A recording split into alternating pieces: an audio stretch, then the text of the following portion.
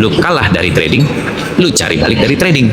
Hai, selamat datang di Kopi Trade. Ngopi sambil bincang trade dah. Tapi kopinya mana? Oke, yang belum kenal, salam kenal. Gue Galupita dan ini Wah, Bondan. kita berdua udah di industri trading. Gue khususnya dari tahun 2008, Bapak. Gua dari tahun 2004. Oke, di segmen kali ini kita akan bahas tentang perkenalan dulu. Gimana kita pertama kali masuk di industri trading, pengalaman awal mulanya gimana, gimana kita pernah loss, gimana kita bertahan, dinamika, sampai akhirnya bisa recovery. Intinya tentang pengalaman kita pribadi, berdua lah ya. Oke, pertama yang mau dibahas yaitu tentang gimana sih awalnya kita kenal trading. Siapa dulu nih? Oh, aku dong. Oh ya, Papa Kan dulu. tahunnya duluan. Oke. Tahun 2004 ya? Tahun 2004. Jadi di akhir tahun 2004-an itu, kira-kira bulan November itu gua dikontak oleh satu perusahaan, diundang untuk menghadiri pelatihan mengenai bidang keuangan.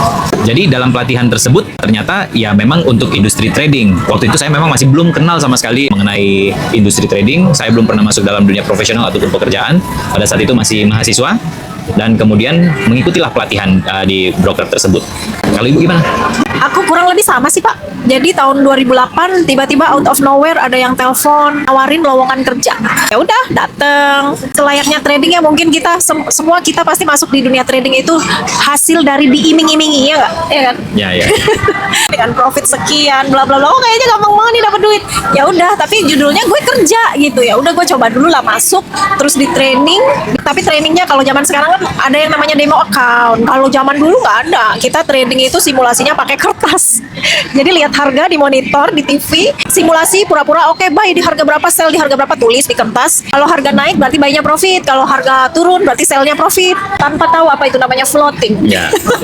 Nggak tahu floating nggak tahu. Kalau simulasi nggak ada yang namanya float. Nggak ada floating. Dulu diajarin gitu. Jadi waktu pelatihan tuh menarik ya. Maksudnya suasananya tuh sangat-sangat mendukung kita untuk terlibat dalam transaksi. Karena kita di satu floor yang besar, satu ruangan itu kira-kira ada lebih dari 100 orang.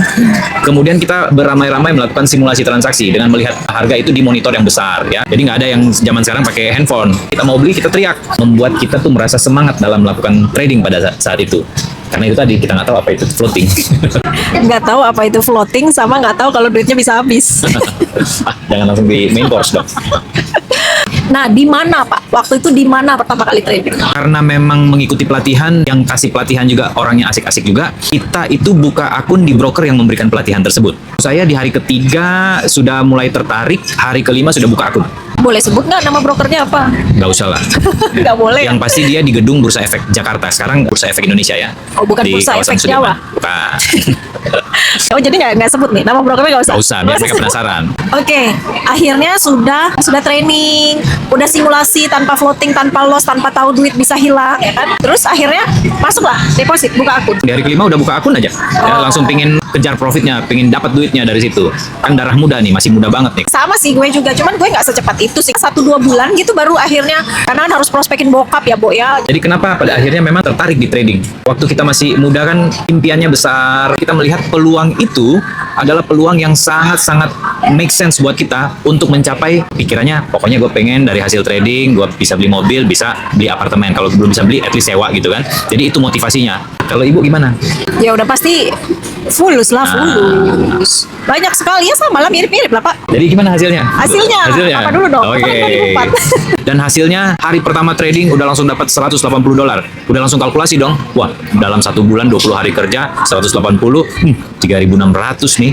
Di awal 2005 ngebayangin punya income di atas $3.000. Otak tuh udah liar tuh guys. Hari kedua trading floating guys. Baru diajarin apa itu floating. Jadi harus jaga ketahanan dana supaya tidak harga kalau turun kesekian nanti kita mengalami yang namanya margin call. Nah, masih santai dengar margin call karena kagak ngerti, nggak kayak zaman sekarang nih. Orang ngomong MC ya. Zaman dulu nggak ada yang namanya margin call tuh udah viral belum ya. Tidak di kalangan trader pun kayaknya kalau sebut MC itu tabu. Apa itu margin call? Lu harus tambah dana. Langsung deg-degan dong, tapi masih santai karena nggak tahu resiko margin call tuh rasanya seperti apa. Belum pernah nih. Hari ketiga guys, tradingnya di indeks ya, indeks Hang Seng. Pas datang, market jatuh guys. Dalam satu hari itu market turun lebih dari 80 poin. Sedangkan kekuatan modal saya cuma tahan sampai 50 poin. Overload. Bukan overload. Memang waktu itu regulasi mungkin masih sangat longgar ya. Jadi broker tersebut dia mengenakan minimal order transaksi itu sebesar 2 lot atau disebut satu round dulu. Jadi modal 10.000 US dollar langsung trading satu round atau 2 lot ya. Ketahanan itu nggak lebih daripada 50 poin dan market bergerak lebih daripada 80 poin. Hari itu juga MC. Selesai. Hari ketiga MC. Kalau Ibu gimana? Kalau aku ya kurang lebih sama. Marketnya sama, Hang Seng ya, tahun 2008. Udah ketemu dong? Udah. Sedap. Kita ketemu di broker guys. Nah, lanjut. Oke. Nah, Tapi nggak secepat Bapak juga sih, sampai baru berapa 3 hari ya? Nggak secepat itu juga. Ada sebulan lah. Sebenarnya aku tuh dari awal tuh sudah bagus loh. Teknik tradingku tuh sudah buy, nggak yang scalping yang nggak gila-gilaan. Dari dulu emang udah bagus, udah punya dapat dasar yang cukup oke gitu. Cuman ya namanya bisa dibilang force major sih, 2008 tuh kan krisis ya. Saham-saham pada jatuh, anjlok, sebenarnya itu udah posisiku udah cukup oke. Ya udah bisa dibilang takdir. Sempat floating profit bagus, cuman ya itulah namanya tamak ya, tidak di TP. Habis floating profit habis udah balik ke bawah. Bayangkan aku cuma 2 lot doang dengan 30.000 atau 300 juta 2 lot. Habis terus turun terus sampai MC. Nggak kuat, dananya nggak kuat, ketahanan dananya nggak kuat. Aku udah tahu itu soal ketahanan dana 2008, lumayan ya. Soal floating udah tahu, kalau Bapak kan belum tahu. belum tahu. Kita polos-polos aja guys. Masuk aja, jebret. Ya udah, intinya habis lah gitu. Jadi berapa lama dari buka akun sampai habis? Anggaplah sebulan deh. Oh, sebulan ya. Jadi respon ketika tahu bahwa duit itu sudah habis gimana? Udah rasanya kayak pengen gali kubur deh. Pokoknya di kamar, nangis. Ada seminggu kali nggak keluar rumah. Makan juga nggak karuan. Kalau Bapak gimana? Wah, bingung ya waktu itu. Waduh, ini duit 100 juta satu-satunya nih. Udah semuanya udah all in di situ. Keluarga nggak ada yang tahu, orang tua nggak tahu kalau misalnya digunakan untuk memang trading ya. Bingung, pusing, kesel, panik. Ada perasaan, waduh, gimana kalau kita menghilang dari bumi ini gitu kan? Sempat terbesit, tetapi dalam candaan di kepala, nggak berani juga. Respon panik, kesel, marah, bingung itu pasti manusiawi ya. Semua orang saya pikir itu pasti sama. Cuman ada satu poin di situ yang harusnya bisa. Cuman pertanyaannya bagaimana caranya? Jadi carilah orang siapa yang bisa kasih jalan keluar. Tahu siapa yang dicari? Akhirnya carilah mentor yang memberikan pelatihan mengenai trading. Jadi nasihatnya mentor tersebut yang sampai hari ini membekas di pikiran saya dan di hati saya, dan sampai hari ini kenapa saya semangat. Nasihatnya adalah lu kalah dari trading, lu cari balik dari trading. Dan saya pikir, wah bener juga. Cuman sekarang gua nggak ada modal, udah nggak ada. Itu Bu. Kemudian cari solusi, cari mentor. Hasil dari nasihatnya dia sampai hari ini masih dipegang. Kalau dari trading, cari lagi dari trading. Kalau Ibu Gitu ya. gimana? Kalau aku 2008 terjadi, dan kebetulan sudah Untung ada mentor ya. sudah kenal ini. Diselamatkan lah sama dia guys. Asik. Jadi pangeran charming Jadi dia. mau nggak mau pasti harus ikut gua terus dia. Nggak bisa lepas guys. Jadi my hero lah. Ya udah, dia bilang habis di bidang ini ya cari lagi di bidang ini. Nasihat yang sama guys. Iya, dan ya kena banget buat kita berdua ya, Iya. akhirnya ya. Nah, jadi di 2004 ke 2008 tuh kan akhirnya sekarang 2025 kita berdua masih di trading. Kenapa itu? Jadi kenapa saya bertahan di industri ini? Ya karena pada saat itu saya menaruh mindset. Modal yang saya habis, jadi itu harus jadi modal belajar. Jadi jangan sampai udah habis duit banyak, nggak dapat ilmunya, nggak dapat pengetahuannya, nggak dapat skillnya. Itu Bu. Itu yang pertama. Sampai di titik dimana saya pikir belajar itu ternyata harus continue. Karena ilmu itu berkembang terus. Itu yang pertama. Jadi mindset yang dibentuk pada saat itu. Yang kedua, motivasi. Motivasi untuk merecovery kerugian tersebut. Setelah recovery harus menghasilkan dan konsisten dapat dari industri ini. Ya itulah kenapa masih bertahan sampai hari ini. Kalau saya idem. Oh, pokoknya sama aja karena dia bentuk hasil apa yang ditanamkan dalam mindsetnya dia. Karena ya kita pada akhirnya setelah kejadiannya, kamu disebut apa ya? Galupita. Ya. Akhirnya saya memberikan beberapa nasihat, beberapa motivasi yang kemudian kita jadi satu frekuensi. Kita senang dengan industri ini, kita punya satu pemikiran, satu visi. Ayo kita jalanin bareng-bareng. Tuh, jangan sambil minum. Kan yang di-shoot kamu doang. Oh, gitu. Kalau kamu Iya, lagi iya. ngomong, Oke. kan frame-nya Jadi- kamu doang. Oke, sekarang. Nah, ini pertanyaan yang paling penting. Ngeri. Paling penting dan ditunggu-tunggu sama semua orang. Jadi, kerugian itu yang kemarin MC itu sudah balik belum? Trading itu menurut saya itu seperti bisnis. Kalau ditanya recovery, secara general saya bisa jawab yes, sudah recovery. Recovery-nya berapa banyak? Saya nggak tahu berapa banyak. Yang pasti selama saya rugi tersebut sampai hari ini saya sangat terpelihara dengan baik. Ya, artinya setiap bulan pada saat itu yang dari ngekos mungkin cuman berapa ratus ribu per bulan jadi naik jutaan, yang tadinya naik bus naik taksi ke kantor, yang dari naik taksi tiba-tiba udah punya mobil, yang dari tadinya cuman ngekos bisa sewa rumah, yang tadinya cuman sewa rumah udah bisa beli mobil, bisa beli rumah, yang tadinya bisa beli rumah udah bisa merit udah punya keluarga. Nah, semuanya ya dari hasil trading. Jadi kalau ditanya recovery, semuanya itu kan proses. Jadi recovery-nya berapa? Recovery-nya sudah membentuk lifestyle-nya kita. Jadi just enjoy your trading, jangan terlalu hitung-hitung. Yang pasti perlakukan seperti bisnis, pastikan pembukuan ataupun cash flow itu profitnya jauh lebih besar daripada loss. Masih loss nggak hari ini? Masih. Tapi ada profit? Profit. Tutup buku?